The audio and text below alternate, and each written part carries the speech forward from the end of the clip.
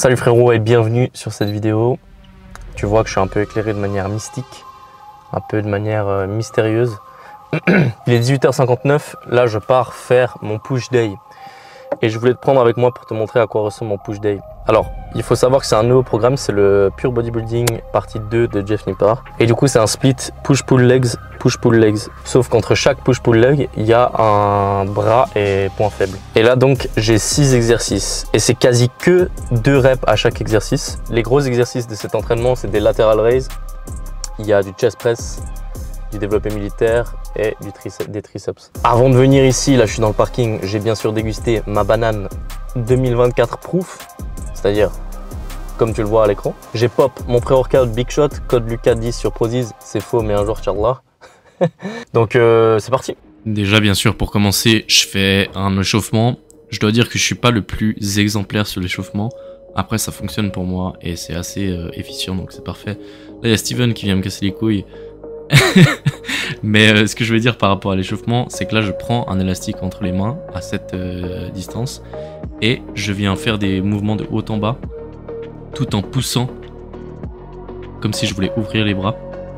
Et en fait la résistance de l'élastique fait que ça vient chauffer et le mouvement de haut en bas vient vraiment faire un échauffement à 360 degrés des épaules, mais aussi des coudes, des poignets. Donc c'est vraiment très complet. Et après je fais un peu le dos et les articulations. Vraiment ça c'est une routine qui me convient. Et de toute façon après je monte très légèrement sur mes séries. Donc c'est une manière de faire qui me convient vraiment bien. Et je recommande cet échauffement là, les 2 poignets à longueur d'épaule avec l'élastique, c'est vraiment incroyable. Là je prends un peu de baume du tigre que j'applique allègrement au milieu de la salle frérot. J'ai une blessure à l'épaule. Ça m'aide beaucoup de mettre ça. C'est assez récent que j'ai commencé à faire ça. Et ça aide pas mal. Là je commence le premier exercice. Donc ça c'est des Meadows Incline Dumbbell Lateral Raise. C'est un exercice assez mystique. Donc ça c'était la toute première fois que je le faisais. Mais je dois dire qu'il était relativement intéressant. La première série était pas terrible. Mais la deuxième où j'ai vraiment compris quelle amplitude il fallait avoir. J'ai re-regardé la vidéo. C'était vraiment très très intéressant. Donc je recommande. Là j'avais 6 kilos, c'était peut-être un peu léger. Donc ça c'est 50. Ouais. C'est chaud ça en vrai.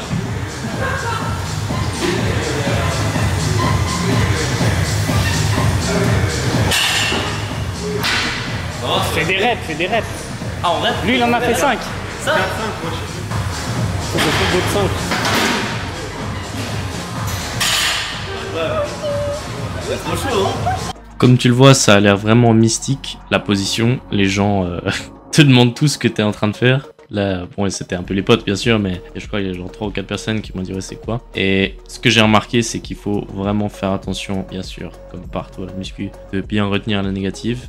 Et je suis pas sûr de comprendre quel est l'intérêt de faire la rep derrière le dos. Mais si Nippard le dit, alors ça doit être vrai. Là on va tenter cet exercice, je l'ai beaucoup fait. Il y a 6 semaines, je le faisais beaucoup. Maintenant, je le fais plus trop. Et j'ai vu que Nippard, donc le mec du programme, il se met vraiment très haut. Tu vois, moi, bon, je faisais descendre ici. Et là, je me mets vraiment haut. Et c'est 8 à 10 reps de série.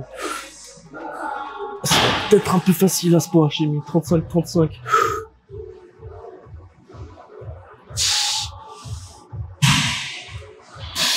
Mec, laisse tomber, c'est trop facile. 15-15. Plus 5, 35, plus 10, 45. Ça fait beaucoup, mais je trouve que t'as plus de force. Un peu plus haut. Voilà, c'est mieux ça.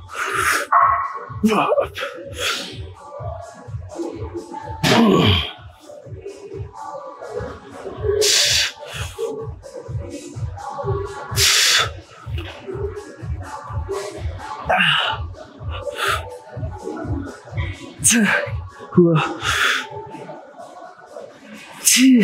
Voilà. Allez, 2. 8.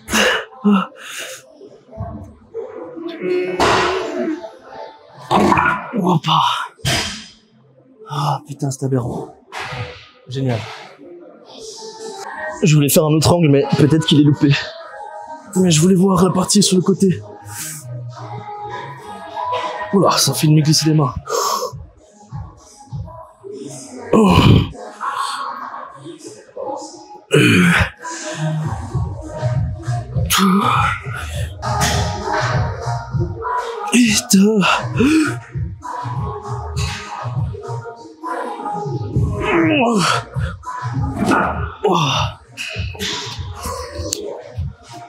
Très très sympa. Vraiment très sympa. Je sais pas si en termes d'amplitude j'étais juste, mais c'était vraiment lourd. Après la chest press, il y avait la bottom half seated cable fly. Et ça, c'était aussi un exercice mystique. Normalement, j'enregistrais la voix, mais là, le micro, je l'avais pas allumé, sans faire exprès. Très intéressant, parce que t'es censé faire des demi-reps, du coup, tu vas pas jusqu'au bout. Et j'expliquais à la caméra que ça manque un peu, tu sais, cette sensation de squeeze, d'écraser tes pecs. C'est un peu dommage qu'il n'y ait pas ça, mais ça reste intéressant.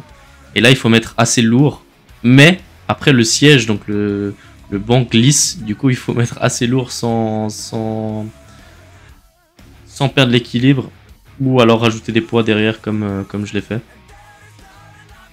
Donc intéressant, bonne sensation, mais il y a un potentiel à exploiter avec plus de travail technique. Bon, c'est ma deuxième série à 28 kg. C'est passé difficilement la première. J'en ai fait comme 10, mais je sais pas pourquoi je sens jamais très bien le développé militaire. Et du coup, là, il conseille de entrer avec les coudes à l'intérieur et sortir avec les coudes à l'extérieur.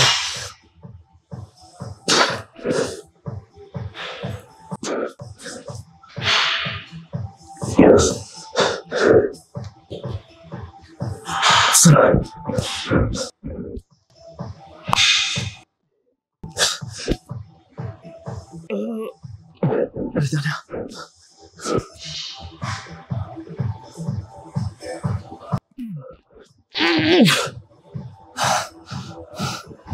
Triceps bar 2 fois 12-15. Je vais faire ma série de chauffe. Vite fait, en tac-tac.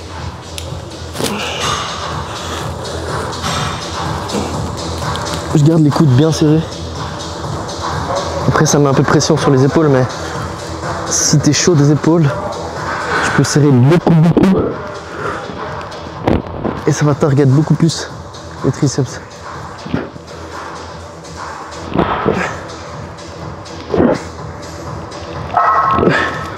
Et là la clé, c'est que quand t'as fini ta chauffe, t'as pas besoin d'attendre. Tu peux enchaîner direct sur direct parce que t'as pas besoin d'attendre. La plupart des gens perdent 1, voire 2, voire 3 minutes. Alors que tu peux enchaîner direct après ton échauffement.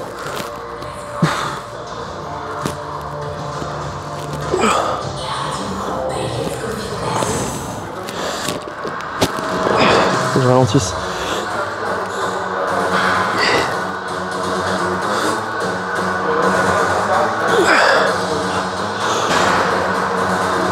Yes.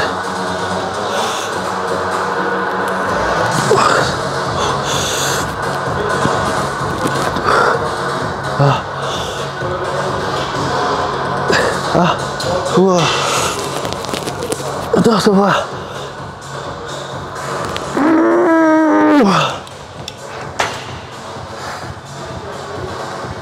Ouah, sympa. Très bon conseil de ralentir, je suis mon propre coach.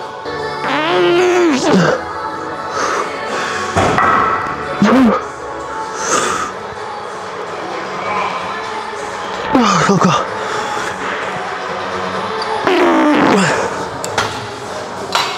Assez. Bon, faut que je sois honnête, ces triceps là, ils m'ont fumé. Mais encore 2 fois 15-20 au triceps kickback. C'est-à-dire ainsi. Ça réchauffe. Oh là, c'est pas de la chauffe.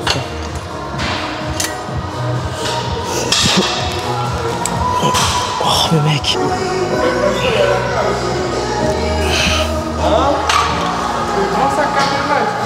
C'est tout bon, t'inquiète pas. Ah, t'inquiète, merci. Sur les escaliers. T'inquiète, c'est gentil, merci.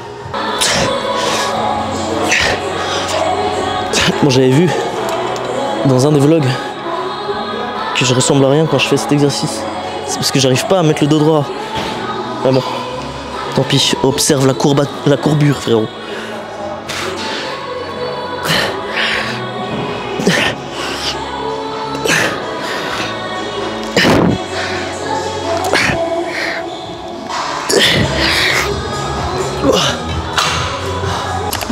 Bon, en théorie, maintenant j'ai fini l'entraînement, mais c'est dans ma routine de faire, d'ailleurs il y a une vidéo là-dessus, des mollets à chaque entraînement. Donc là j'ai fait mes 5 séries de mollets. Après j'ai fait un peu de posing pour le fun, et après c'est terminé.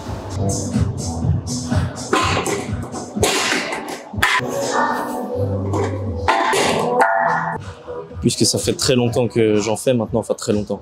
Ça fait depuis début juillet que je tryhard à fond les mollets. Et j'ai étudié la question de long et en large et c'est pas fini. Il faut surtout aller chercher un stretch tout en bas, sans se faire mal bien sûr, on faut chercher la limite. Et selon Nipar, on peut m'appeler un fanboy de Nipar, mais je pense pas que ce soit le cas, mais en plus je l'ai pu vérifier sur le terrain, c'est que ça sert à rien d'aller tout en haut de la rep. Tu t'arrêtes pour avoir le pied droit. Et ça suffit. Waouh. Oh.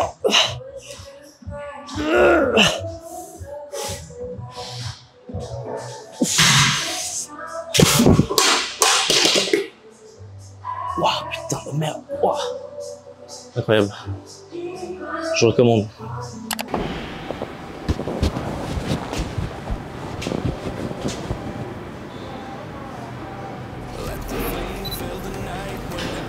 Ciao. Let the flame fill the night, you and me light up the sky. 'Cause we are fire and we're burning, won't put it out, even though we're hurting. Let the flame fill the night, when we touch then we ignite.